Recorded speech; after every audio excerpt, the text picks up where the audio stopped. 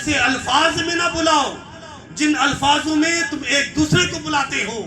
اگر تم نے ان الفاظوں سے میرے نبی کو بلا دیا تو پھر کیا ہوگا؟ تم نے میرے نبی کی بارگاہ میں بے ادبی کر دی. اب اس کا پھر نقصان کیا ہوگا؟ اللہ تعالیٰ نے اس آیت کے آخر میں بتایا ہے.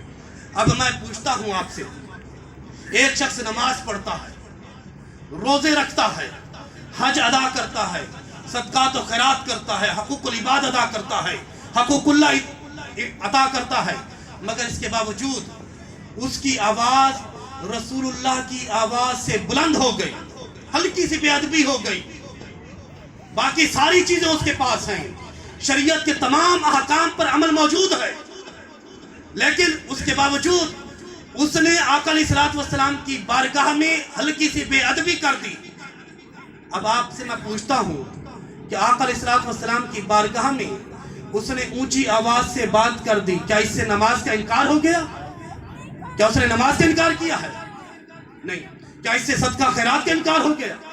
اس نے حج کا انکار کیا؟ اس نے کیا کیا ہے؟ آقا علیہ السلام کی بارگاہ میں ہلکی سی اونچی آواز سے گفتگو کر دی، یا آقا علیہ السلام کو ایسے بلا لیا جیسے دوست کو بے تکلف ہو کر بلایا جاتا ہے. تو کیا اس میں نماز کا انکار ہے؟ روزے کا انکار ہے؟ زکوٰۃ کا؟ کسی بات کا انکار ہے؟ نماز تو وہ جماعت کے ساتھ ادا کر رہا ہے، روزے بھی ادا کر رہا ہے، کعبے کے طواف بھی کر رہا ہے، صفا مروہ پر بھی وہ گھوم رہا ہے، اور زکوٰۃ صدقات بھی ادا کر رہا ہے، قربانیاں بھی کر رہا ہے، عبادات کا ڈھیر ہے اس کے پاس، ساری نیکیاں موجود ہیں.